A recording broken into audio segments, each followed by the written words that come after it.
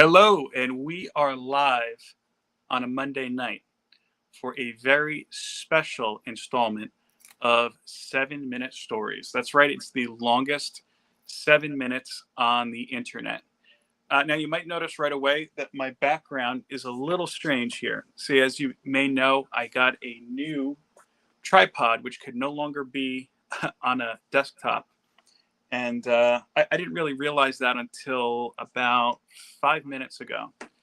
And I didn't really clean up the area behind me. So now you have a big green screen up with no image. So that's it. And you have a little bit of a preview of my wife's workstation. There you go. So again, we're here on a Monday night, 7 Minute Stories. And this is one that I'm so happy really to show you today as people are coming in. Yes, Matt, the green screen really is green. And we've got a couple people filling in, so I'll give a little bit of time here. Matt Wood's Comics, by the way, the first participant, I was going to say recipient, but participant of 7 Minute Stories is on here. We're, again, getting people together for 7 Minute Stories. And Matt has a YouTube channel. My guest today has a YouTube, but if you're just a collector and you're interested in telling me your story, you don't need a YouTube channel. That's the beauty of this thing. My guest, I can kind of hear you. I didn't realize I didn't mute you. Oh, sorry. No worries. See, it's kind of like what was that old game show with the mystery guest? No, yeah. I know. Yeah. So what was I going to say? Oh, I'm sorry. I was going to hype him up. My guest here. Yes, Matt was the first victim. My guest here is someone I've known for a few years now. He is on YouTube, but it's not his kind of main thing. He'll talk more about that. He is the owner, proprietor. Is that the same thing? Owner, proprietor. He's the owner, the heart and soul, Supreme Dread Overlord, and as I prefer to call him, registered Monkey Emeritus, Shawn Hendricks, owner again of Fat Moose Comics. So let's go ahead and get Shawn in here. Oh, that's my layout. Mr. Hendricks, how are you today? I am well, sir. How are you, Philip? I'm well. First, I want to ask if you're okay. Yeah. Okay. Why? Because I shaved my head last night. Yes, yeah. You know, there's only two people I kind of thought of that would shave their heads that in recent memory. The first was Britney Spears, although that's probably like 20 years ago now. Oh, it was a while back. Yeah. And then Zach Galifianakis in that terrible and third Hangover movie. Never saw it. Never even saw the second one, to be honest. Honestly, it's probably best. Diminishing returns on those. Yeah, it's like the first Matrix film. It's a whole lot better if you just pretend none of the other ones happened. Yeah. Well, no, the head thing was and the beard's fluffy now. I let the hair and the beard go just more out of laziness and curiosity. I want to see what would happen. I'm lucky that at my age I can still grow hair. And then it's funny because my mother hates the beard when it's this thick, but loved the hair. And my girlfriend doesn't mind the beard, but hated the hair because the hair was getting a little 70s poofy, like the villain on a detective show kind of hair. So I just decided to do just the head for now. And then maybe by the end of the week, I'll trim this down to a more manageable. I've never rocked this look before. Big beard, no hair. So I wanted to try it out. You kind of look like... I look menacing. I know that you're a musician, yes. But I was going to say you kind of look like you're ready to play like in a metal band. I can do that. I was in a metal band. Sure. I put on my metal face. I was surprised. I thought I was smart one day saying, I have no musical talent whatsoever. I can't sing or anything like that. But if I could, I would form a metal band that sang nothing but Disney princess songs. And then somebody said, oh, they have that. Of course they have that. It's all been done before, I would imagine. I'm just surprised that they have it and Disney doesn't sue. I mean, you can do it if you're not actively selling it. If you're just making it free and accessible, they can't come after you for that. Or I guess also if you consider it a parody or something, that there are ways to get around it. I don't know how, but there are ways to do it. Well, that's my other band idea, which I think is still doable, is you would need a van and set up some sort of recording studio in a van and just go out in the middle of traffic. And the whole thing would be songs about and being stuck in New Jersey traffic. That would maybe get tiresome quickly. I don't know. I don't know. So you are our next victim for 7-minute stories. Do you understand how this works? Yeah.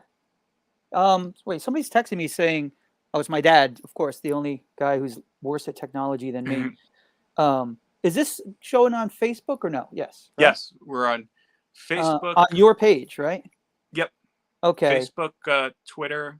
So, you know what? I'll have him YouTube. go to YouTube because otherwise he's got to friend you on Facebook and whatnot. Go to, Philtastic. Phil. Oh, Philtastic Comics and Art. Whoops, Philtastic Comics. Oh, man, autocorrect, stop it. Oh, see, this, Phil, T-A-S-T. Stop trying to autocorrect me. Philtastic Comics. Sorry for the delay here. It's my dad. No worries. We're letting more people come in too. Matt Woods is here. He likes your T-shirt, by the way, a whole lot. Oh, Ghostwriter, baby. You know, somebody actually, I've got dedicated shelves. This is a bit of a mess behind me, but over here I have the top shelf on this bookcase is all Superman figures. The shelf under that is all female superheroes, Marvel and DC and others. Then there's my Ghostwriter shelf. Then there are 2 shelves worth of Spider-Man stuff. But my Ghostwriter shelf is full now. And I need a bigger house.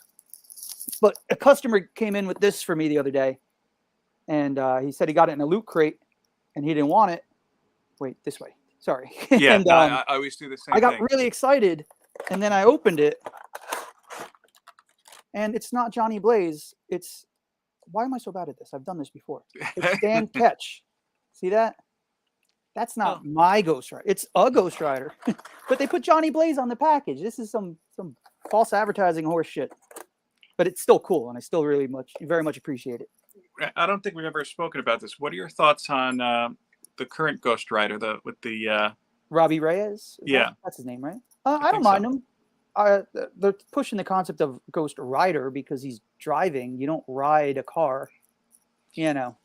I remember during Fear Itself, wasn't there a female Ghost Rider for like 3 issues or something? I don't know. That was a while back. They do have the Spirit Rider now in the Midnight Suns that just came out this week. And that's female, Native American, indigenous. I don't know what the hell you call anybody anymore. I don't want to get in trouble for not using the correct term. But a Native American, indigenous woman who rides a flaming horse. Technically a rider. I could get down with that. Well, yeah, I remember back in the awful, terrible first movie, they had the scene with was it the original Ghost Rider on the horseback? Yeah. I'm going to ride with you to this battle. And then they get there. He's like, all right, I'm out. It's like, you're I'm not going to stick ride around with and you help at all, fight the genie from Pee-wee's Playhouse. You God. Yeah, that Ghost Rider movie. It's not even so bad it's good kind of thing. You know, there are some movies that are so terrible that they're actually fun. One's just not. It's just not good. And the second one didn't really improve upon much at all. Yeah, that I think I started watching the second one on in my house, the TV here, and I just turned it off and went outside. Sometimes that's the best thing to do. I walked out of my house. So I'm going to give you... Good thing you weren't watching it on a plane, huh? That's true. Oh, by the way, I'm glad you explained your background because it looks like you're camping and you're inside a tent. Oh, yeah. We're out here in the woods. You should have totally lied. Pull the Blair Witch kind of thing, you know? Like, I wish I would have thought of that. Yeah. I would have brought like marshmallows. Yeah, have a camp maybe out. A nice little effect out of it. There's people who have like soundboards that could have made like a crackling fire effect. Yeah, fire sound. Absolutely. A campfire chat. So you are going to be the debut of our first ever timer. All right. And it's first Matt Woods is weighing in on the Ghost Rider films. First Ghost Rider film was okay-ish. Second movie was bad at best. That's accurate. Although I do like how he looked more in the second movie. The design I thought was better. I liked the Robbie Reyes that they had on Agents of S.H.I.E.L.D. for a spell. Yeah, they did a good job. Yeah. And then they screwed us out of John. You see Johnny Blaze for a second. You see, like, I think his boot or something. And that's it. It's like, come on. That's okay. If you believe everything you read about the Marvel movies coming out, there'll be a Ghostwriter movie, and it'll star Omega Red and Wolverine. There you go. Perfect. So feedback from the first time we did this, I didn't have a visual up on the screen because I use my phone. StreamYard doesn't let you do a screen share. So I actually purchased a timer, and this will actually, it's an interval timer. So you'll actually see the time checking down. You won't even need me to say the time. And actually, I got this one in particular because although it was highly rated, some of the bad reviews on it, I always read the bad ones. I skip the good ones. Sure. Where, it was so loud. The ticking was so annoying. I was like, that's the one I need. I need the loud tick. Matt, we're going to wait for questions after the 7 minutes. So we're going to do the 7 minutes now, and then I'm going to open it up for questions. My wife is probably going to text in with some questions. Is this only your second 7-minute stories? This is only the second, right? Okay. I watched the first. Okay. I have a general idea of what we're doing. I did my own 7-minute. I guess if you want to count that. But Matt Woods was... Oh, you got to go into that one, see? You're as bad as Desiato now, man. Generating so much content that I can't keep up with it, you know? No, he's a machine, dude. Oh, yeah. No, here's the thing. He's organized. I'm like, I need a video now. That's how I do the videos for the store. I'll just have an idea and be like, okay, puppet time, you know. So I'm going to have the timer start. And is this the... First guess was total trash. I agree. Oh, God. Matt, he said it about himself. So I know. Now, is this the question itself? It's the same that you asked Matt? Yeah. The only thing you're going to talk about in this 7 minutes is your collecting story. You're going to tell us how you started, and really take it from there. Okay. Okay. So, are you ready? Sure. Wait. Yep, hydrating. That's exactly it. Okay. All right, and here we go. Okay, 7 minutes. I was born at a very young age. And no, but seriously, comics, I don't know. People ask me all the time, what was your first comic? How'd you get into comics? They were always there. I spoke with my dad recently. My parents were always big into getting my sister and I to read. And it took. She's a big reader, too, to this day, for whatever time she has. She's got 3 kids. So anyhow, he told me that the comics came mostly from my maternal grandfather. And he had a friend who owned a newsstand, and they would give him comics to give to my sister and I. And I had comic books in my hands before I even knew how to read. In fact, a large part of how I learned to read was from comics. And my dad would read them to me, and he would run his finger along under the words as he read. And I started to recognize the shapes of the words and the sounds that these shapes made. And then I learned to read at a very young age. And a lot of it's thanks to comics. So no, I do not remember what the first comic I ever read is, because I don't think I actually read it. It was just in my hands. And then I just continued. My sister wasn't that into it. I think my grandfather was giving us, he's giving us both comics because he didn't want her to feel left out, but she never really got that into it. In fact, years later, she gave me her comics, and they all had her name written on them. And I'm talking like good books, to The Death of Elektra, the first Death of Elektra, and stuff. And there's her name. And because my mom wrote her name on all of her books, because I would try to steal her books, because I knew she wasn't that into them. I was like, just let me have them. But of course, being kid, she's like, no, these are mine. So that was that. And then I just continued to get comics from the newsstands, and my mom would drop me off once a month in Wayne, New Jersey. Was a comic convention at a Holiday Inn. She'd drop me off, hand me some money, say, I'll pick you up at 5 o'clock in the lobby. And I'd go in there, and that was paradise. Anything you could want was there. I'd get it, blow all my money in like the first hour, and then I'd just still go sit in the lobby of the hotel and read until my mom picked me up. And then I discovered my first comic shop as a freshman in high school. It was Pegasus Enterprises in Boonton. I went to high school in Boonton. I grew up in Lincoln Park. We were a very small town, didn't have a school, so they would bus us over to Boonton. So I've told the story before, but I'll tell it here. The first day of freshman year, I'm sitting in the cafeteria reading a comic. And somebody came up and said, you read comics? I said, yes, sir. I was never ashamed of it. I was always proud. I said, you don't read comics. You're missing out, man. I love them. And he goes, oh, did you get it at the comic shop up the street? And I said, there's a what up the street? And so after school, I dipped out. I didn't get on the school bus. Wasn't sure I was going to get home. I said, I'll figure it out later. I ran up Main Street, and that was Pegasus Enterprises. That became my home base. And that's it. And I never did the stereotypical thing that people did. Like, oh, once I hit puberty, I got into chicks and cars and drugs and whatever. I got into all that stuff, you know. But I never stopped picking up my weekly comics.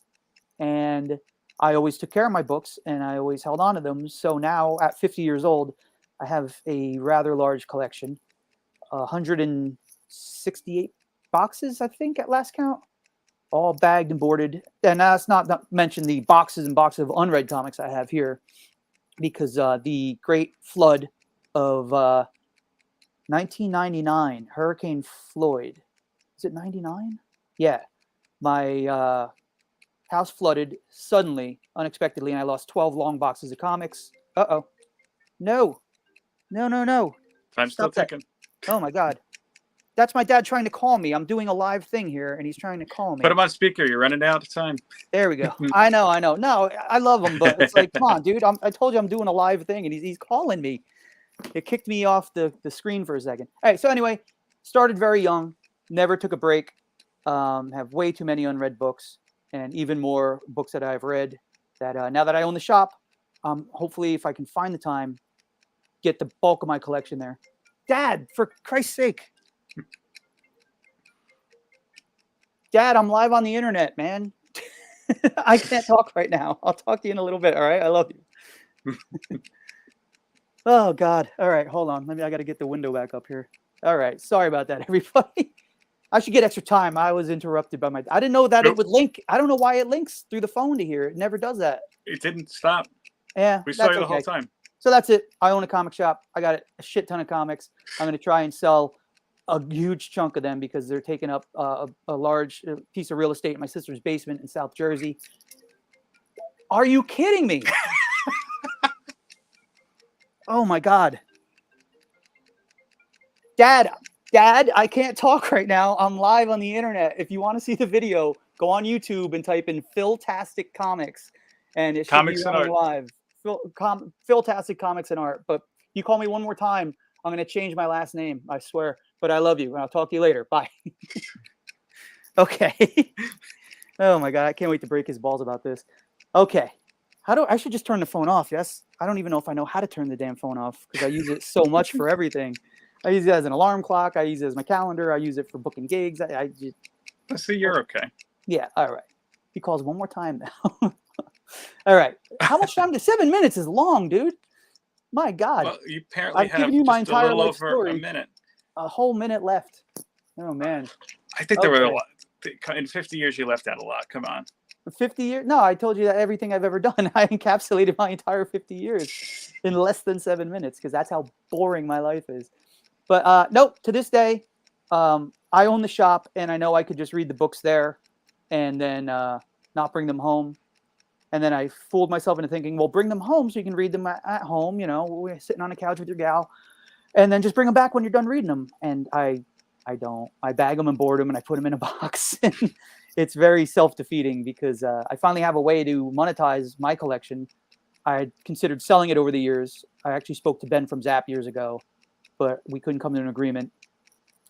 And I didn't want to sell them on consignment through Matt when Matt owned Fat Moose Comics because he wouldn't pay attention to which books were mine or anything. But now that it's all mine, I can just get these boxes up to the shop, make that Sophie's choice of what I'm definitely not going to get rid of, keeping the Ghostwriters, keeping most of the Batman, Spider-Man, probably most of the X-Men stuff. But a lot of it is just stuff that I got over the years, and I will get rid of it. And it looks like we are just about done. I wonder what the alarm sounds like. There you go. Like a wet fart. You said you read the reviews on that alarm? Oh yeah. Well, I was looking for. Did you hear the tick? Did the tick come through? A little bit. Okay. You know what it is? Because I'm just using this so I can hear you. So it's probably not picking it up. I'd have to put it like this. Yeah. Like I have a voice you got to box. put it around your neck like Flavor Flav. There's My brother-in-law said that. Yeah, there you go. Great minds. Now, there were some questions that were coming in during it, but I have to set it up properly. Mm-hmm. Okay, we got a couple people who came in. Beckerman, hello. Kenneth Bird, how are you? Matt Woods just adding, so many kids have learned how to read from comic books. That's true. Studies have been done that if a child is hesitant to read, put a comic in their hands because they immediately are drawn to the pictures, no pun intended, and they then want to know what's going on, so they're more inclined to read the text. So if you hand a kid a book, even with spot illustrations, they might be like, I don't want to read this. Hand them a comic. Studies show, not my studies, I don't have kids. Studies have shown that it's He's just watched other kids. Yes. I just chase kids out of the store. That's the extent of my interaction. But yeah, they say that if your kid's hesitant to read, throw a couple comic books at them, and might do the trick. Okay. And Paul, another thing, because you got me started now, comics are proven to exercise both sides of your brain at the same time. I can't remember which the right one and which one the left one handles, but you're engaging them both because you're looking at art and that engages the creative side, and then you're reading text and that engages the other side. No research on this, but it is true. But yeah, that's reading comics is actually good for your brain. Go figure. Okay. Welcoming Paul from Psychedelic, as well as Gene Malo here as well. Nice. So we did have a couple questions about the store. Why don't you tell us, and Irene already has a question coming in, but why don't you first tell us a little bit about Fat Moose Comics there in Whippany, New Jersey. Not Parsippany, it's Parsippany Road in Whippany. That was my... Parsippany Road in Whippany. Yeah, it's nice and confusing for people. And I'll show you our cool holographic stickers. Very cool stickers, yeah. Do you have one of these? I do. I have, I think, 2 of them, actually. Oh, good. Yeah, I actually have to order more. I'm running low. They're very popular. I have to figure out how to display my stickers and whatnot properly, because right now it's just on the shelf and it looks like clutter. Yeah. Oh, man, if you could see around this room, this is the spare bedroom. And when I moved in with Nicole years ago, she's like, all right, you take the spare room for your guitars and your comics and all that. And then the truck pulled up to replace with all of the guitars and the comics and the statues. And this room looks like, well, actually, I love it. It's a bit sloppy. It's a bit unkempt, but it's clean. There's not like, empty pizza boxes laying around or anything, but it's definitely piles and piles of books and mostly Batman related stuff. Oh, I have a whole Batman shrine over there. Oh yeah, I've seen. I've put the pictures up on Facebook. That's another one that is so overstuffed that Batman has now been spreading throughout the room. I got Batman pops on the windowsill. I got these Batman black and white little statues over here. It's too much goddamn Batman. Brian LCS is here as well. Hey, Brian. Matt Woods has a comment. Hey, kids, get off my lawn or out of Sean's store. Sean's going to tell that story. I'm not telling the story. You'll have to go on the Fat Moose Comics YouTube page. It's a 2-part story. I had to kick some kids out, and then the police got involved, and the one kid's mom got involved, and the dad. And you're giving away too much. Don't even. You've gone too far. Okay, I was giving the elevator pitch, but go to the Fat Moose Comics YouTube channel. You'll find those videos. You'll find a lot of other videos. You'll find puppets and songs sometimes, and the series I kind of abandoned, but I may bring back the "Why the hell is this still here?" I need to do a "Why the hell is this still here?" with you. Yeah, dude, absolutely. That's the thing for the uninitiated, where I'll pick like 3 or 4 products that have been hanging around the store longer than they really should be, and spotlight them. Maybe a hardcover collection, maybe a statue, action figure, whatever. And I ask the question, "Why the hell is this still here?" And then I talk about what it is and why it's cool. And then I usually put the stuff on discount. Say, come in if you want it. Tell me you saw the video. And the actual price for you is this. I'll knock 10, 20 bucks off depending on the item. And it works. It works. I've sold a lot of stuff by doing that. So now, before you talk more about the store, yes, tell everybody, 'cause I think it's a really interesting story myself, but tell everybody a little bit about Fat Moose and also how you became the Once and Future owner. It's a weird story, man. But the store was started in 1982, as we all know, by Elon, who moved it around. It was in a couple different locations. I believe oldest in New Jersey. Oldest comic shop in New Jersey. Yeah. And he moved it around a few times over the years, landed where it is now in, I believe, 2009. I became a customer in 2002 when my comic shop, Pegasus, that I mentioned before, that closed down. Pat, the owner, retired. I was going to just set up an account at Zap Comics because it's closer to my house. But Pat said, well, before you do that, just it's 10 minutes further up the road, but go check out Fat Moose Comics. Elon's a friend of mine. So I went in there and I got to know Elon and realized, all right, I want to shop here. It was further from home. but I liked Elon a lot. And so I became a box holder. And then in 2010, he asked me if I wanted to work just Sundays so he could watch the Giants. And then the season ended, and he was like, I like having you here on Sundays. So that became my gig. And then he'd go away on vacation now and again, and I'd run the shop for like a week. And that was always fun. Just be like, oh, it's my store for a week. Do whatever I want. Then 2014, he sold it to Scott. He moved out to Seattle. He's got his own shop there now called Mighty Moose Comics because Fat Moose belongs here. And he's right outside of Seattle. He's doing well. He sold it to Scott. Scott owned Highlander Games in Boonton, which was like 8 minutes from Moose. And his thinking was he sold mostly gaming, but he had comics.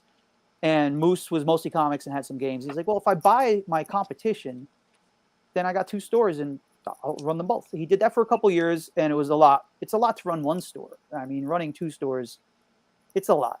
So he sold it to Matt, who worked there with me. Then Matt had it from 2016 to the end of 2019, and he decided he wanted out. He was going to close it.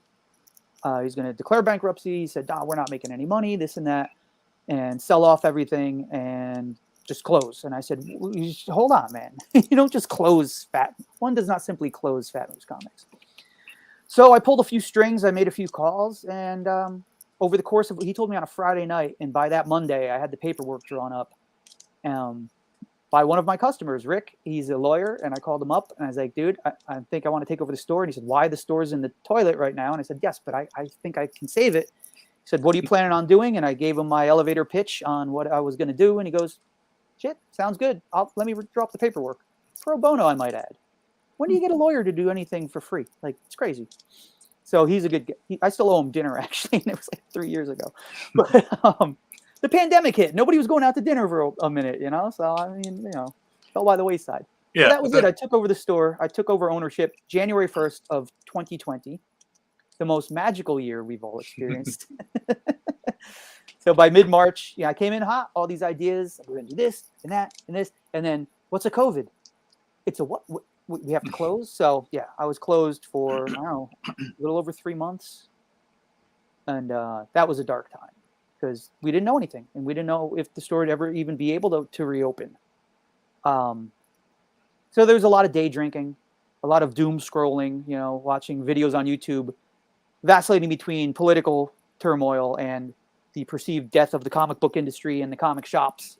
And I made it through. I wish if I had known then that it was all going to turn out okay for me, not for all the dead people, unfortunately, but for me, I would have spent that time a lot more wisely, exercise more, play the guitar more, like not drink myself into a mild coma every damn day. But that's I made a choice.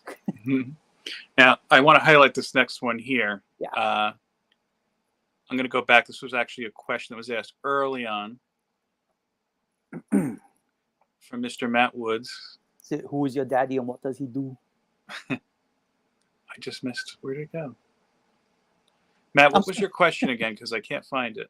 I still can't get over my dad calling twice during a live. Oh, I think I remembered. He said something to the effect of, what is the best and worst thing about being your own comic shop owner? The best thing is nobody can tell you what to do. That doesn't keep people from incessantly making suggestions. And suggestions are fine, but unwelcome. Anytime a sentence starts with, oh, you know what you should do? I just glaze over. I'm like, what should I do? And my mind goes on vacation and I just smile and nod. That sounds great. I will look into that, So the best thing is autonomy. I answer to no one. If I decide tomorrow I want to paint the whole inside of the store, green and purple. Wait, nope, it is green and purple. But yeah, really, I can move the fixtures around. I can order what I want. I can cut orders. I can, back even when I worked at Pegasus, I would make suggestions on certain books. Like, hey, Pat, this looks like it's going to pop. You should order this. Sometimes he would, sometimes he wouldn't. Matt very much didn't follow any of my suggestions. Books that ended up becoming super hot too. I was like, I told you, but I'm in charge, The worst part is I'm in charge. So I got to do everything, man. All the order forms, pay all the bills, make sure the store is clean, make sure everything works. I've been having problems with the toilet and I'm like, that's the landlord's gig. I don't like to bother him unless I have to. Like months ago, the doorknob fell off. I come in the morning, open the door, pull it, and the knob comes off in my hand. I'm like, son of a bitch. Mhm. So I said, what am I going to do? We're going to be open all day. I don't have a doorknob. How am I going to lock up at the end of the day? I'm going to have to see if Justin, I have one employee, Justin, awesome guy. Like maybe Justin can come in and watch a store, and I'll go and I'll pick up a doorknob. Do I even know how to install a doorknob? And I was telling my girlfriend, and she goes, dummy, that's the landlord's problem. It's like, oh shit, I've never had a landlord. Because I went from living in my house where I grew up to moving in with Nicole. So I've never had like an apartment or anything where you have a landlord. So I called Fred, he's a great landlord. I think doorknob's busted. I guess you're fixing it. And he came by in an hour and fixed it, and everything was great. Yeah. But it still was my responsibility to make sure that that doorknob got fixed. I can't be like, well, somebody else can handle that. So yeah, it's a blessing and a curse. The ownership is great. The autonomy to make the store into what you want. We don't carry Pokemon, Magic, D&D, Warhammer. We carry no gaming stuff. That's a decision Matt and Scott made. When Scott sold the store to Matt, he said, look, how about, well, actually it was Matt's idea. They go, we want to do gaming. We don't want to do events. We don't want to deal with Pokemon. And he said, yeah, you do that, but in exchange for that, since our stores are so close to each other, you stop selling any comics. And it works out great. Somebody comes to my place looking for Magic or something. I send them over. I said, it's less than 10 minutes away. And hopefully they do the same. If somebody comes in looking for comics, hopefully they don't say, oh, Zap Comics. I have faith that they're looking after me. But so yeah, being the owner, I decided, and Elon always gets on me about, oh, I made $400 just in Pokemon today. And I think that's great, man. I don't want to do it. Am I leaving money on the table? Probably. Absolutely. But it's a comic shop. The gaming stuff, I've seen it happen to stores where it creeps like a vine. Next thing you know, there's 2 boxes of Pokemon and 3 and starter packs. And now you got some Yu-Gi-Oh! Now a whole statue case is taken up with individually graded cards in the little plastic sleeves. And like, ugh, I don't want it. I don't want it. Actually, a friend of mine owns a shop that shall not be named. And his store is like 30% comic stuff now. It's all gaming, and he's got manga, which are technically comics, and just a ton of pop vinyls, and that stuff's great. But I don't think he's happy. I think he wanted a comic shop, and his comics are almost marginalized. Me, the focus is all on the books, and I'm sorry, my rent's cheap enough considering the store's location that I don't need to sell Pokemon to stay afloat. And I don't like the element it attracts. These greasy little kids trying to shove stuff in their backpacks when they think you're not looking. Yeah, and too, I mean, really, comic book stores are like any other retail space. If you put out, I don't know, a box of Pokemon cards, that's at least a space that could have been occupied by another comic or a trade back or statue or what have you. Psychedelic, I'm going to answer this question for Shawn. Psychedelic, his name is Paul, good guy. My middle name is Paul, so it's Kismet. Your dad's here too, by the way. He was saying hello. Paul, he found us. He found us. Hi, Dad. Sorry for the chaos. By which I mean my entire life leading up to now. Mr. Hendricks, if you'd like, by the way, you can hit subscribe, because shortly after this video, the recording of this video will be on, so you can watch it from the beginning and show all your friends and whatnot too. So this is my boy. This is my boy. What did he do to himself? I like why does he look like Rasputin? Yeah, I like it. It's funny because our mutual friend Derek, who was a customer at the store, said to me when I started getting the gray in my beard, oh, why don't you dye that? Why don't you dye that? Because for one, it always looks stupid when you do that. It's very obvious when you dye your hair or your beard. I said, 2, I like it. And Nicole likes it. My girlfriend likes it. She adds an air of wisdom, perceived wisdom, possible wisdom. It's a little panache. Yeah, it looks like, this guy's been around. He might know a few things. Wait, there we go. Paul, to answer your question, when the store opened in '82, it was in the Morris County Mall, which, going local, if you know, is no longer there. That's long gone. The Murder Mall. Yes. Which earned its name, right? Somebody got killed in the parking lot, was it? A girl got abducted, young girl, because that was a bus. Were you ever there before? I've never been to that mall in my life. It's right where the Walmart is now. Okay. And it was very bustling. There was a movie theater. There was a Kmart, a whole bunch of awesome little stores. Elon's Fat Moose, of course, being one of them. I I remember, I think the last movie I saw there as a kid was Anacrophobia. Oh, wow. And I remember actually going to Elon's store looking for Ninja Turtles.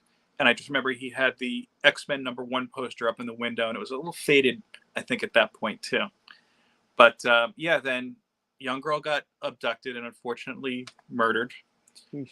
And I remember, I think the last time that my dad took us there, because there was a Kmart attached to it, and it was one of those ones where you could walk like right from the Kmart into the mall.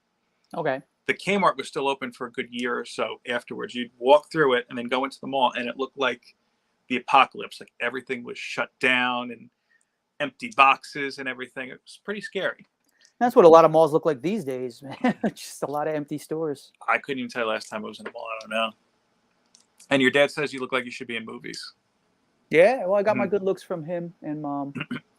But yeah, before I shaved my head last night, I took a good long look in the mirror. I was like, starting to look like your old man, which isn't a bad thing, but he's already got the look down. So I was like, yeah, I mean, he's still got his advanced age. He's still got long hair. But my hair, I never had cool hair. It would just kind of grow out all weird. But sometimes I just let it go, just to celebrate the fact that at 50 years old, it still shows up. Now, in fact, I know guys who lost their hair who shave just because they don't have an option. They're like, why you got to rub it in, man? Like, why are you biting on our look? You can grow hair. Like, it's not fair. We have a question from Irene. I have to give those priority. Oh, absolutely. What was your favorite comic of all time? Oh my God. Favorite comic of all time? That's an impossible question, and you should be ashamed of yourself, Aaron. I mean, wow, Jesus Christ, I've read so many.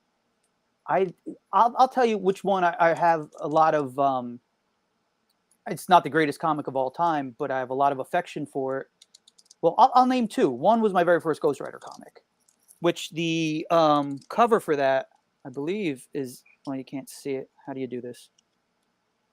Yeah, you can't really see it, but it's my screensaver on my phone. It was Ghostwriter riding towards the camera, holding a young woman, and he's just shoving like superheroes out of the way, Hulk and Spider-Man and whatnot.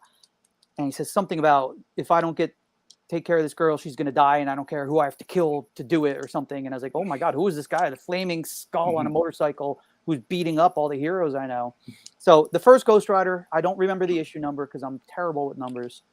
But that one is one I have a lot of affection for. Read the shit out of it over and over and over and over. And the other one, and you'll like this, you're a big X-Men fan. My first X-Men book I ever bought was only because the Fantastic Four were in it. It was annual number 6, maybe. And I went to the newsstand, the little deli, and I had a couple bucks. I didn't see anything that I really wanted. And here's this X-Men annual and a Fantastic Four on the cover. And they went and they fought the Badoon and all this. He's like, all right, well, I don't know who these X-Men are really, but I love the Fantastic Four. So I'll buy this. And by the end of that comic, I was like, fuck, X-Men are cool, man. So I probably have 6 or 8 copies of that book. Because anytime I find it in the wild, it's like a $6 or $7 book. It's nothing crazy. But just this past Wednesday, one of my regulars was at the store, Steve Anderson, good dude, hates the X-Men, just doesn't like mutants, but he loves the FF. And we were digging through the X-Men boxes, me and Dan Martone looking for something I'll tell you about later. But in the X-Men section is that annual. I was like, oh my God, how did I not know this was here? And why isn't it at my house with the rest of them? Because that's just a book. Anytime I find it, I just grab it. But Steve was there. I'm like, crap. It's got the FF, and they're very prominent in the book. It's not just like a walk-on. They're in the whole story. The story opens with the Baxter Building. And I said, Steve, I know you don't like the X-Men, but check this out. And it was Claremont, of course. And it was Brent Anderson on the artwork. And he looked at it. He's like, can't believe I'm going to buy an X-Men book. It's like, well, you don't have to. He's like, nah, but the FF are in there. I was like, oh, welcome to the dark side. Like, this is the book that got me into the X-Men. I said, if you come in next week and I see you going through the X-Men bin, I'm going to know we got you. So I'm curious now, has he picked up the X-Men and Fantastic Four have crossed over at least 2 or 3 times since? Yeah. I don't know, because he's a fairly recent customer, maybe like a year or more. Because that last one they did, that 4-issue one, I think that was a couple years back. Yeah, right That might have when been pre-pandemic, actually. it was after because it was right Was after it? Krakoa and right after Dan Slott started. Oh, that one. I was thinking of the one prior to that. Oh Yeah. yeah, no, the one prior to Yeah, that. where it turns Yeah, out that uh, uh, uh, spoilers. no, but the Franklin Richards, he's a mutant, so he can enter Yeah, the gates and stuff. And so he's having this kind of like, do I hang out with my family or do I join the mutants? Yeah, that one. Yeah, I remember that. I don't know if yeah. he picked that up. I don't think he was shopping with us yet at that time. We'll see. Now you have something to suggest next time. Just you. I know you. See, Sean's approach for everybody who's watching is like if you've seen the movie High Fidelity, when when Rob goes on, it's like I'm gonna sell 5 copies of the Beta Band's new CD right now. Puts it on, and you just see people just like, oh, is this the new Green Day? It's like, oh no, here, get this one. So if I know I thought you Sean, were going to do the opposite. Say I was like Jack Black, who like kicks oh people out and refuses to sell them certain items. You know, no, no, I'm a good salesman, and it's not from a place of being a greasy salesman. Like I got to make as much money as I can. It's because I genuinely love this shit so much that my enthusiasm it comes across as genuine. Like, oh, this guy, And I've told customers with certain books because I get to read them, a day early. Like, look, you're gonna love this book. Buy it, take it home, read it. If you genuinely don't like it, bring it back. As long as it's not mutilated in any way or sticky or whatever, I'll give you store credit for it, and you can pick up something else that you're gonna like. And I've never had one damn book come back to me. except no returns on Zenoscope books ever. I do okay on Zenoscopes. I got 3 or 4 guys, but one of them wants every cover, So I actually order probably more Zenoscope books than most of these mom and pop places that are like that are more geared towards kids who do carry the Pokemon and the Yu-Gi-Oh and stuff. But that's the one thing I've built a reputation. I'm quite proud of it, of having maybe the biggest selection for a store, my size. Space is always an issue, but I'll buy at least 2 or 3 copies of every random weird little independent thing that comes out. And then it shows up and I go, why did I get this? And then eventually somebody comes like, oh my God, I went to 5 stores looking for this. I go, success, I'll say this too. And going back to what you were saying as far as your salesmanship, and Matt Woods actually made a comment similar to this. I know he keeps saying Matt Woods, and Sean, every time I should mention this, every time somebody says Matt Woods' name, you have to take a drink. It's oh God, a thing we do. Yeah. All right. I'll give you some slack. This could get dangerous. Yeah, I'll give you slack this time because I said Matt Woods a few times, but yeah, don't put me in the hospital. I got to get the new books in tomorrow. So yeah, today's his day off. That's why we did it on a Monday too. Yeah, but I appreciate that. one thing Matt mentioned, and I've said this to you, and I know Anthony Desiato has said this to you as well. Anthony Desiato, by the way, we've mentioned him a couple times, and I've talked about him before too. Guy we know does. First of all, Jim Lee should cut this kid a check for the amount of talk he does on Superman. And Anthony's actually made a couple documentary films. One being My Comic Shop Country, which Sean started. Yep. I'm going to tell you something, people. We did not set this up, but Sean I think Sean just has 50 of those on him. No, I have literally one left. I have one here at home and one at the shop because I gave them all out, to hype the movie. And I asked Anthony not too long ago, I was like, you got more of those? I'll put a fresh stack on the counter. He's like, I don't have any more. Because he would have to update it anyway. Yeah. Because he is now also, the movie is on Curiosity Stream, which it wasn't at the time when he had these made. So he's got to update his stuff. But I hyped the crap out of that movie. Oh, yeah. The award-winning documentary. We're going to have Anthony on at one point to talk about that because that's such an achievement as a fan. I wish he had those on Blu-ray. Do you know how many of those I would have handed out? I have the extended cut. He gave them out to, I think it was that certain backing on Kickstarter. Yeah. But also to some of the people who were prominent in the film, of which I am strangely enough, I am quite prominent in the film. Mm-hmm. And so I have the Blu-ray. It's got like an extra 20 minutes on it. And I've had people like, well, can I borrow that? It's the only one. He doesn't have any more left. I know. I've asked. I have, like I said, there's no way this thing is leaving my hands because I've loaned out so much shit over the years that never comes back. And there's no way I am not loaning that out. because I asked him, I was like, look, if you have any loaner copies, I said, I'll even buy them from you because I wanted to send one out to Reggie. Mm-hmm. And I Reggie collects. Yeah. And I wanted to send one out to Opie when I was doing artwork for him. Right. Because he was a big Doc guy. But yeah, it's like, it's just online right now. Yeah, that's the thing. It's available. There's I watched a guy on YouTube, David Packman. He does news stuff and everything. Fairly progressive, but I like him. And he always talks about Curiosity Stream. It's an advertiser for him, but he says how much he loves documentaries. And I always go, man, why don't I just write to this guy and say, if you like documentaries, why don't you please watch My Comic Shop Country? Maybe I'll do that after we get off the air tonight. It's one of those things you always think of. Idea. You always think of while you're in the car, and you're like, yeah, when I get to work or when I get home, I'm going to do that. And then it totally goes right out of my friggin' head, Well, what I wanted to get into, I lost my train of thought. Oh, sorry about that. Probably my fault. I'll say this, and if you are in the Whippany area, I challenge you to go to Fat Moose and see this. Shawn is hands down the friendliest comic book shop owner that you will know, because you know what? He's not jaded. He's a genuine fan who's kind of thrust into this role, and really it was something I think he was born for. And people always say, "Oh, you're living the dream." I was like, "What? Whose dream was this?" But I never wanted to own a comic. I wanted to be a rock star. All those years of touring and everything. I wanted to be famous and rich and travel the world. Now I'm in this one building for 60-something hours a week. I'm like, this is the opposite of what I was planning. But again, it was like I like to call it the call to action. The hero's journey, whatever. The reluctant hero who's like, well, if I don't do this thing, this store that I care about so much, that so many people care about so much, that has this legacy, it's going to go away. And I didn't want that to happen. So yeah.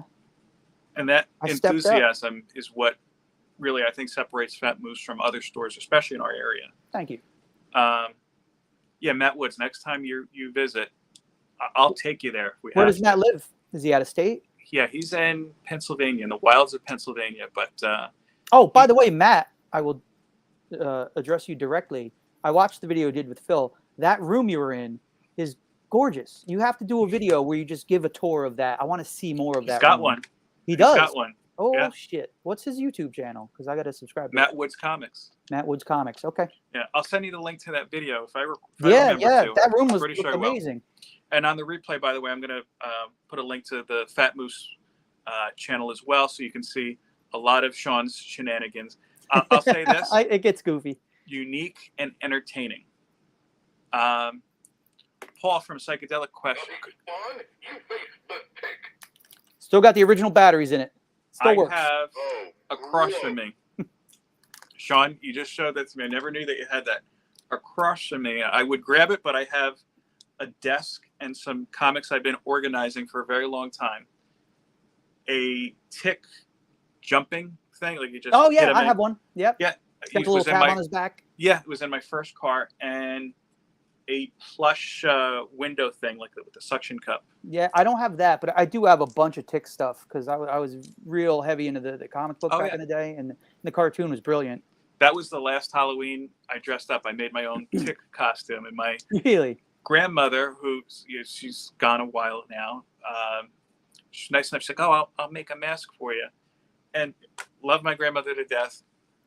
She used like a t-shirt material, so the way it sat when it first put it on, I looked like I was in the Ku Klux Klan. Like it's like, all right, Grandma, hold on, I got to just tighten this a little bit. Wouldn't that be the Blue Klux Klan? Puns. Master and Madam Blaster Comics are here. Hello. Howdy. Those are good peeps. Everybody's good here. Paul from Psychedelic also had a question. Shoot. I think this referred to the first Ghostwriter comic you were talking about, where he was jumping at it. By the way, my own question: what heroes are stopping Ghostwriter from saving a woman? Are they still heroes? Yeah, I'm trying to look at the cover. There's Hercules. There's a thing. What the hell's going on here? Oh, I'm in some group chat. I'm doing a gig Saturday with this band, and these guys are doing this incessant group chat. And I hate group chats because they inadvertently, they veer off into nonsense, and it's like this 30 text thread. It's goodness. Well, Psychedelic wanted to know how much you paid for that comic, if you recall. Ooh, geez. I'm trying to pull it up on my screen on my phone, but all of my app icons are in the way, you know? And I'm such an old man that I don't know how to just see the picture. That's It okay. was probably a 35 cent, I'm thinking. Wow. So But that yeah, you was got the Thing and Hercules and Spider-Man. Says for an innocent girl to live, all of you must die, or something like that. You'd think I would know the issue number, heavy. but I've always been bad at that. But it's great. I have a full run of Ghost Riders. Have had a full run of the Ghost Riders for years and years and years. And then one day, because we're all broken up here as collectors, I was in a store somewhere and they had some other ones. I'm like, I already have these, but they were cheap. I'm like, well, nothing wrong with doubles. And now I've been compiling a second full run of Ghost Riders. And the excuse I use is, well, my dad used to like to read my Ghost Rider comics. He rides. I think he's sold his bike finally. He was like, I'm getting a little old, but he's ridden for years using CC Riders Motorcycle Club, ton of years. He's president for years. And so my reasoning, my rationalization is, I'm going to put together a second full run and give it to my dad as a gift, so he could sit back and reread all those Ghost Riders. Now, considering I'm still missing about half of them, I don't know if I'm ever going to get around to it. But I recently just picked up another. I've got a list in my wallet of what I'm missing, and most of these books are $6, $7, $8 books. But you find the occasional $30 or $40 issue. But I just picked up like 6 more to fill out that second run. Because we're stupid like that, aren't we? I mean, I was collecting the Marvel Retro 3.75 figures, and the ones that look like this. Just got her today for the second time. Because what happened, somebody gave me one that I already had. I'm keeping them on the cards. I always open my toys, but the packaging is so great that I'm keeping them on the card. Somebody brought me one I already had. So I think I might as well pop it open, put it up on display. And then that thing in my brain goes, well, maybe you should get doubles of each of them. You know, one to keep and one to open. And that's what I've been like an absolute idiot. I've been going, and I just found her today in a Target. I already have one carded in the closet, and now she's going to go up at Fat Moose in the back room along with the rest. But yeah, it's not. I'm at that stage now where it's not even enough to buy something once. It's like, whoa, redundancies. Let's have one to open, which is it's so dumb. And It's I know almost it. like you have impractical jokers in your head. Like, well, go ahead. You just need another one. Yeah, exactly. Go buy another. Absolutely. Yeah. Blaster says there's nothing wrong with that. It makes total sense to him. See, There you go. Complete validation. Thank you. I wanted to talk about life outside of the store. There is no life outside the store. No, The store is like the Borg. It just consumes and just takes everything. You happen to be a very accomplished musician. I do all right. Well, I've been doing it for, I don't know, 35 years or so, so I better be good at it at this point. If I sucked, I was a colossal waste of time. Well, I know that before you owned the store, you were in, was it 5 bands? Oh, God, I've been in every goddamn band. No, I think the most I had going at one point is like 3. And then, you know, freelance stuff. I mean, there were times where I'd play 3-4 nights a week. You know, partially for the fun and the experience, and, you know, a lot of it for the money, obviously.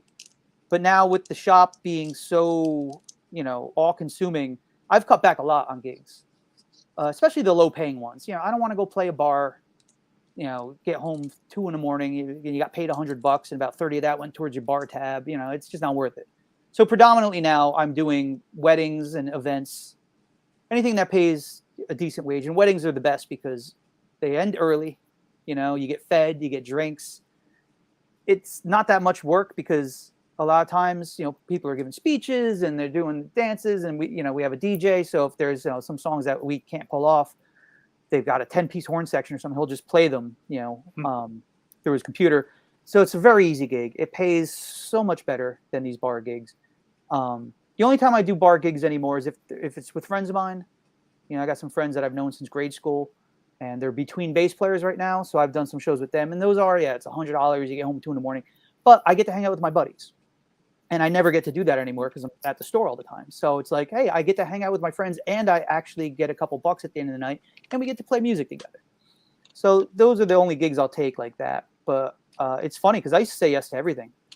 Like, what? Chicago on a Tuesday night for $30 each? Let's go, you know? Now, when you were playing those smaller bar gigs, did you ever run into like a Blues Brothers situation? No. Well, you always. You get heckling sometimes, you know, there's always some drunk yelling out, "Free bird," you know. But I have my ways of handling stuff like that. I do have another wife question that was coming in. I don't know if she's asking for titles or for a single issue or a single trade. What is your best-selling comic of all time? Of all time? Yes. Which is since 2019. Yeah, well, that's the thing is, you know, I was only at the shop about 10 hours a week before I took it over. So I was not privy to the numbers. I mean, I know the what we call the evergreen books that are always going to sell, stuff like Sandman, Secret Wars, Killing Joke, Arkham Asylum, Saga, for a while, Strangers in Paradise. You know, those are the ones you always want to have in stock. I was just going to say Strangers in Paradise because if you've that's a good gateway book. If you've ever asked Elon for a recommendation, yeah. I got back into comics 2001, and Fat Moose was the only one in the area I knew of. I would like at one point just went from X-Men to just like a little bit of Avengers, and then one day I finally said to Elon, like, you know, I'm interested in picking up some other stuff. What do you want? You would think he recommends Strangers in Paradise so much because he's a fan. He doesn't get paid from them, but you would think he does. It's an excellent book. Yeah, and I remember he recommended that. What was, I can't think the name of it, the one that came out after 9/11. The guy managed to save one of the World Trade Center buildings. Oh God, Ex Machina.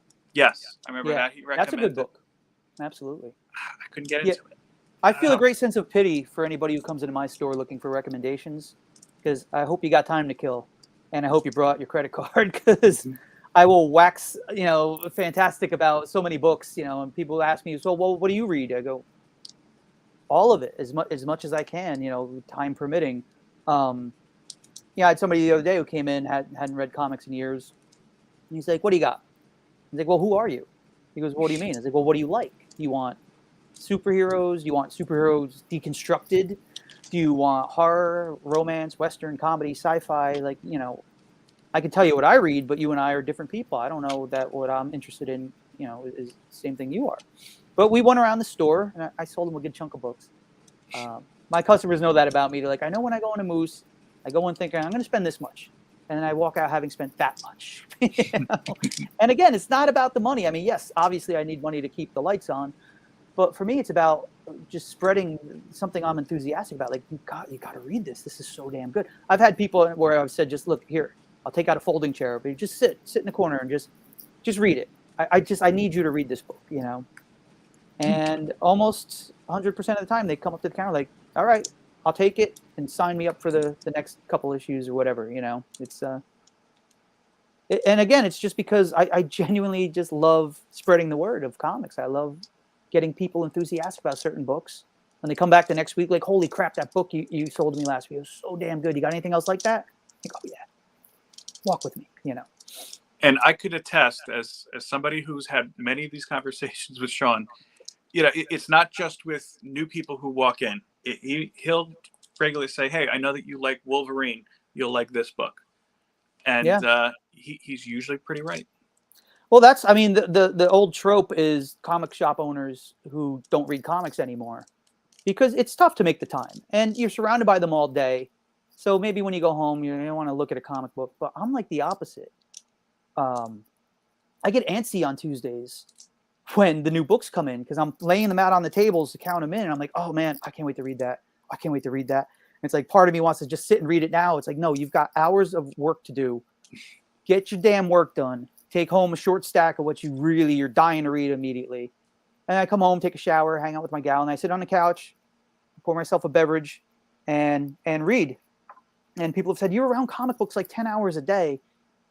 You go home and then you want to read them. I'm like, yeah. Like every Tuesday is like Christmas morning for me. I'm like, oh my God, what's in the box? Sometimes I don't even look at my invoice in advance. I scroll all the way down just to the bottom to see how much I owe them so I can go get a money order. It's almost like I don't want to know what's coming in. I want to be just as surprised when I open that box, like, holy crap! Oh yeah, I forgot I ordered that. Now let me ask you then, as a fan, if you read something, let's say highly, like, this is me talking. This is not Shawn Hendricks talking.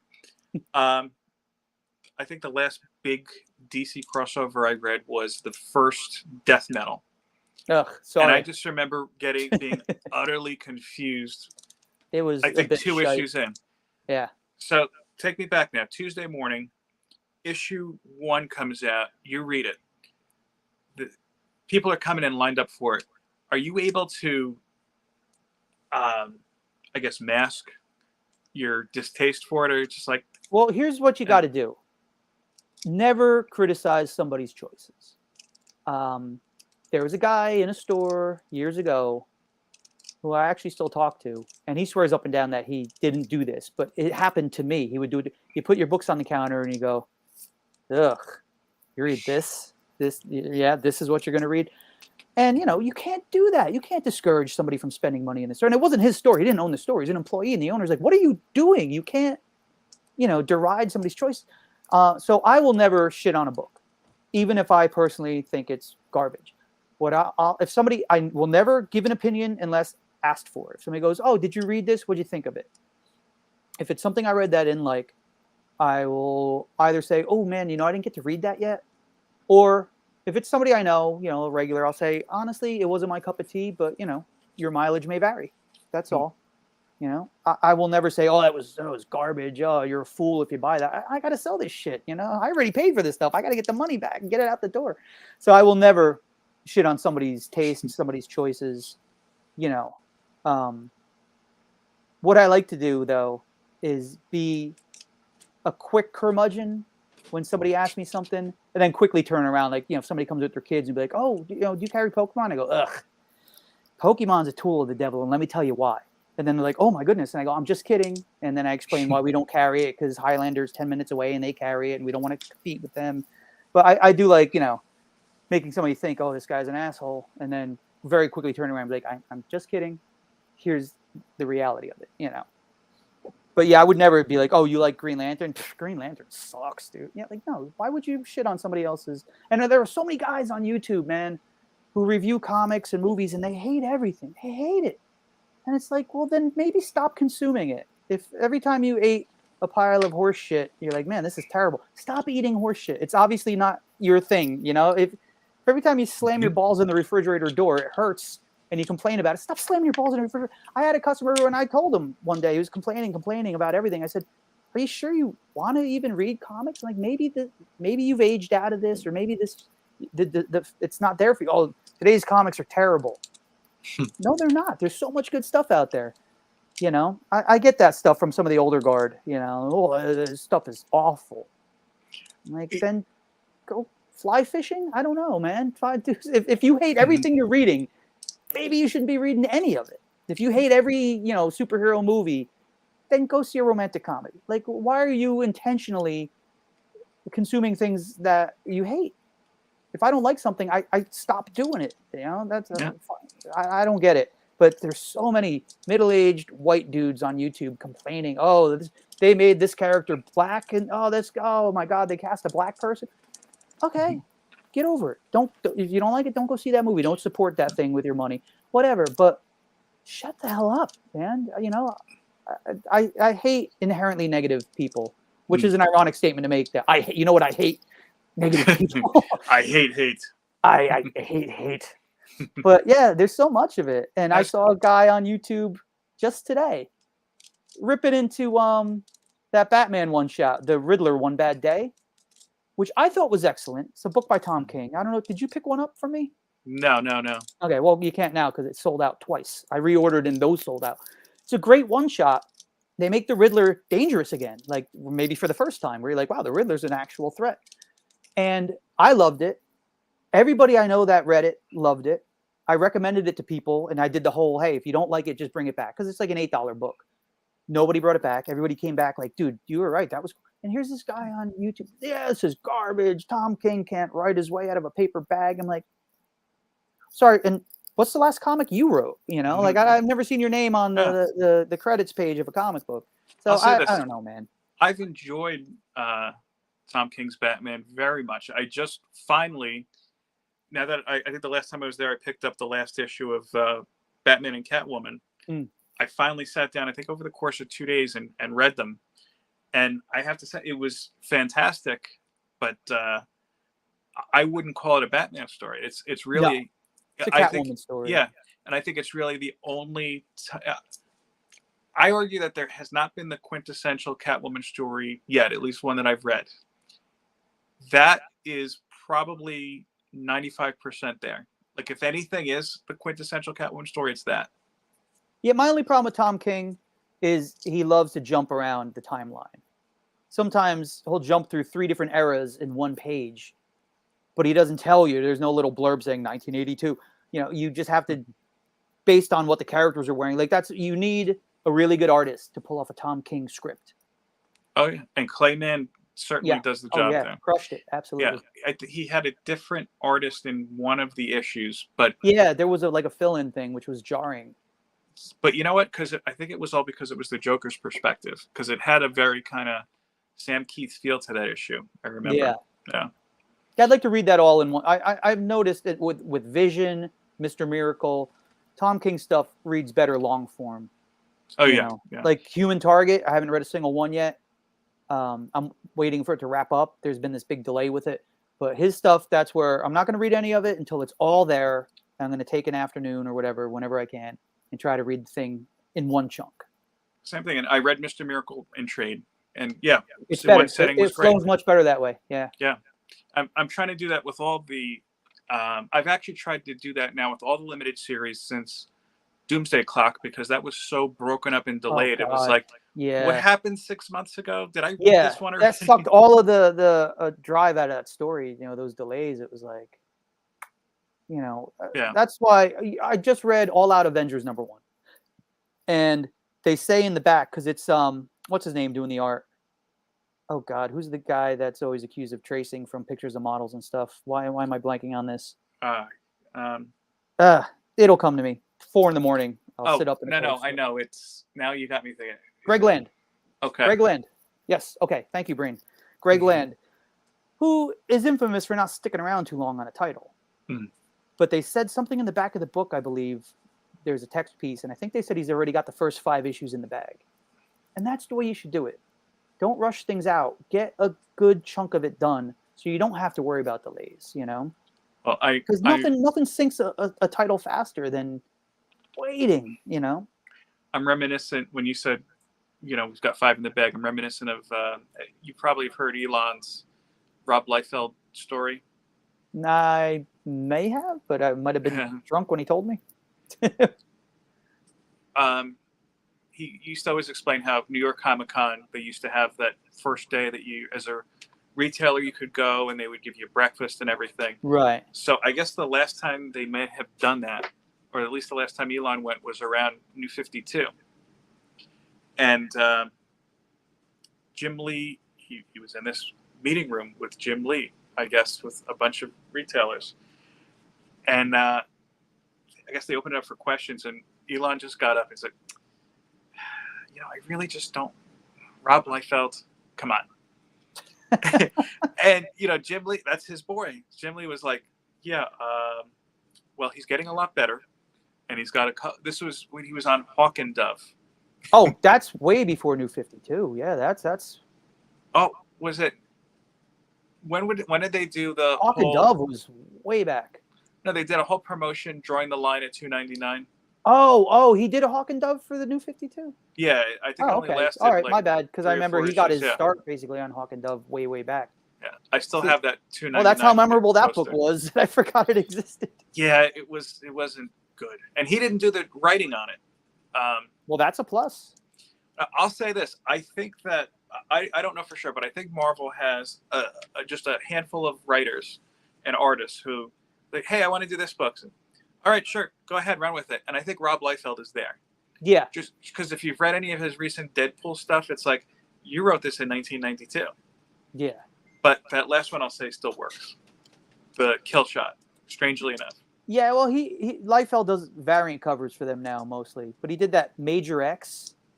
Yeah, I got suckered into that. I have them. I haven't read a single one, but I bought them more out of nostalgia.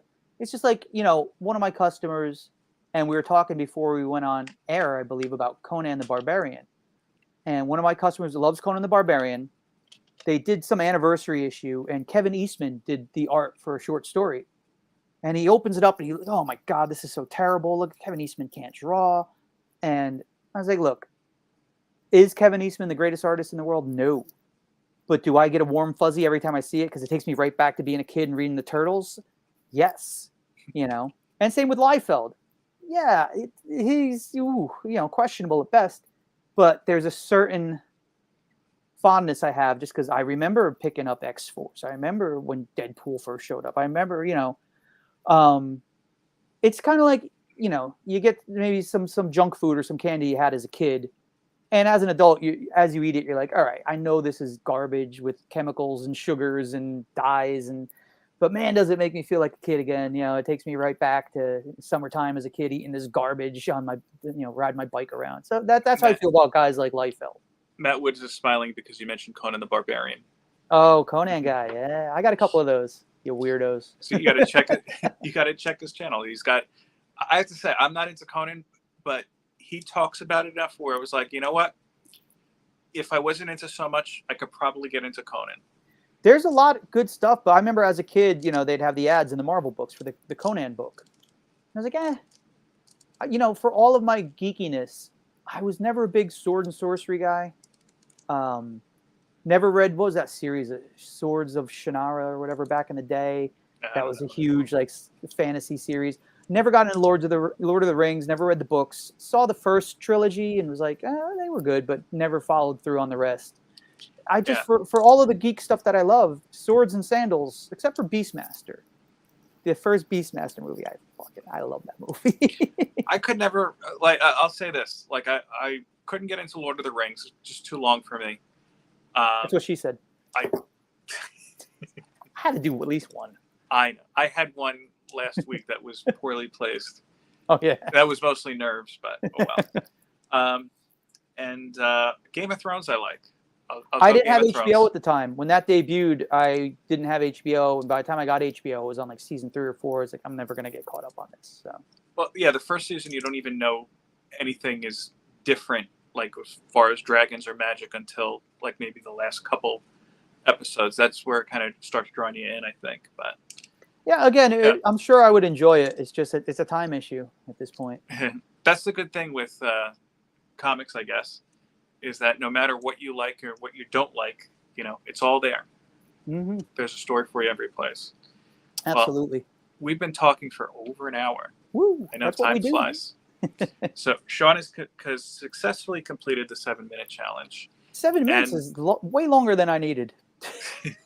My life is not that interesting.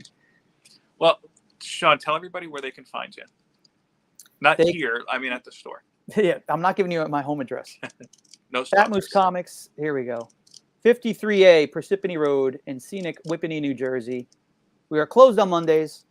Rest of the time, I'm there. And on the rare occasions that I'm not, Justin is there. And that's it. We're upstairs. We'll give you a cardio warning. There's 17 steps to get up to the store. But those are glorious steps. Don't that's a story for another day. Yeah, those are, wow. Part of his renovations, wow. I took a negative and turned it into a positive. Matt Wood says this guest is so much better than your first. Who was him? Come on now. He's got a cooler comic book room, though, by far. Matt has a cooler comic book room than everybody. I told him he should do one of those HDTV remodel shows where he just goes from house to house remodeling comic book rooms. Didn't you say that to me? Somebody said that to me about comic shops. They're like, oh man, what you've done with Fat Moose. Because we have, just for the people who don't know, going up the stairs, I painted everything black, put up black lights and the Marvel reissue black light posters and black light reflective tape. And it's just like a cool little psychedelic experience as you go up the stairs. But yeah, somebody said this to me a while back. They're like, man, if you weren't so busy with the store, you could start your own show where you go to other comic shops and help them redesign. Like, that sounds like torture. All the work I had to put into just this one place, you want me to go and do that to other places? Like, ugh. And that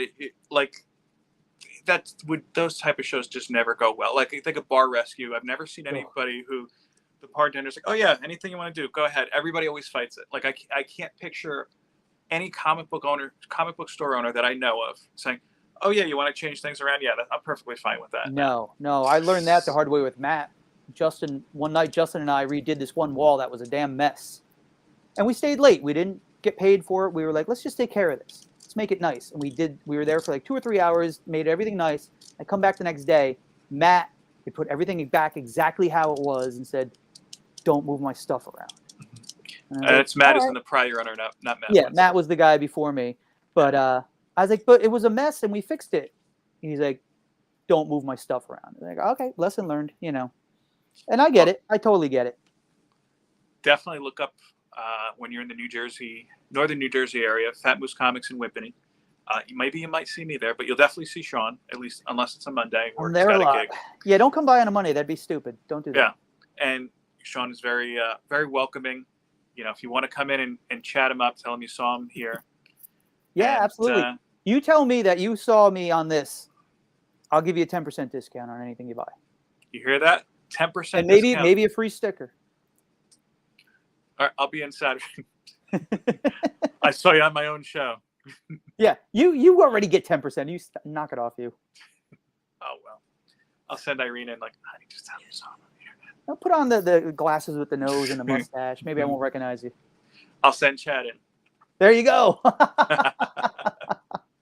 Nice. And also, again, I'm going to link the Fat Moose YouTube channel. Thank you. I appreciate that. I haven't done a video in a few weeks, but there's a lot of content from the past 2 years or so. What he lacks in consistency, he more than makes up for in entertainment. I could tell you, my wife and I watch a lot of YouTube, okay? Not all comic book channels either. But whenever we see Fat Moose Comics coming up, and it's usually Irene that's the first one to mention it, say, oh, we have to watch Shawn's video right away. Thank you, Irene. You know, I have a friend of mine, a customer who watches with his wife, and this is months ago. He's like, yeah, we watched your newest video, and my wife turned to me and said, is Shawn okay? Because I guess just the puppetry, it gets really goofy. But, you know, since I'm not playing gigs as often, and since in 8th grade, I was voted class clown in the yearbook, and that's like still one of my highest moments in my life. I'm like, I'm class clown. My parents were less than thrilled. But I'm a performer, and being cooped up in that store for 60-something hours a week, sometimes I go, all right, let's have some fun. Let's time to dust off some of those puppets. And although I keep getting more puppets, and I'm running out of voices because I am not much of an impressionist. So as long as they don't start like talking to you when the camera's off, I think you're fine. Oh, they don't. Oh, they don't. I could just see the nun. They don't haunt my dreams at all. Order more spawn. Oh God. Well, Matt. I know, because Matt has a nice little blurb up. 10% and a sticker, absolutely. Exactly. Shawn, thank you for joining us. Phil, thank you, man. Giving us your time off. Yeah, man. And again, if you're in northern New Jersey, you check out Fat Moose Comics, Whippany, New Jersey, not Parsippany. It's Whippany on Parsippany Road. It's above a dry cleaner. Yes. And if you park with the lines, because we will look at your car and laugh at you. I judge harshly when people don't manage to park correctly. I'm going to end our video for tonight. Phil, thank you so much. Oh, thank you. Oh, I stepped on your tagline. I'm sorry. No worries. Peace, love, and comics. Good night, everybody.